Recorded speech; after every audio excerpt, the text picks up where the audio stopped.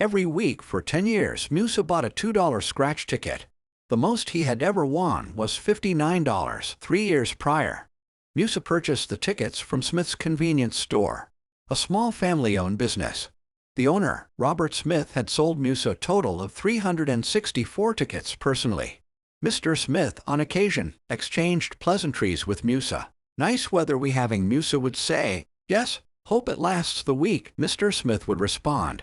This was their 23rd such conversation. On the day in question, Musa came into the shop, greeted the elderly shopkeeper, and purchased ticket number 97,123,877 batch #367.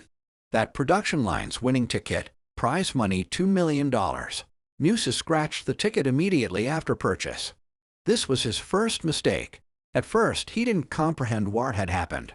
I think I just became a millionaire," Musa had blurted out. This was his second. "What? Let me take a look," Mr. Smith had responded. Musa had handed the ticket back to the shopkeeper. This was his third. "Would you look at that?" "Congratulations," Mr. Smith had said, glaring at the ticket in his hand. "Your family will be ecstatic. Don't have one." "Going to enjoy it by myself," Musa had retorted. This would be his finale and biggest mistake. Mr. Smith reached under the counter and grasped a Smith & Wesson .38 Model 10.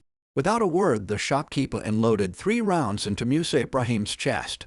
The younger man immediately collapsed to the floor. All 3 rounds had punctured Musa's lungs. He had approximately 7 minutes and 32 seconds to live. During this period, Musa contemplated the meaning of his life. But his finale thoughts were interrupted by the sinister laughter emanating from Mr. Smith. "Why?" Musa had grunted, his breathing increasingly becoming painful. Mr. Smith's face unnaturally contorted. His mouth appeared to stretch from ear to ear. "My father taught me how to hunt. In the desert of our homeland, we would place mirages to entice thirsty travelers. When they collapsed due to exhaustion, we would strike, jambia in hand. I can still taste their despair, seasoned with the right amount of fear," Mr. Smith had said, slowly tearing the ticket to shreds. Musa was now starting to drown in his own blood. He tried to speak, but he could only produce inaudible gurgles and blood-stained mucus. "Hush, it's almost over. I couldn't resist. There was so much hope in your eyes.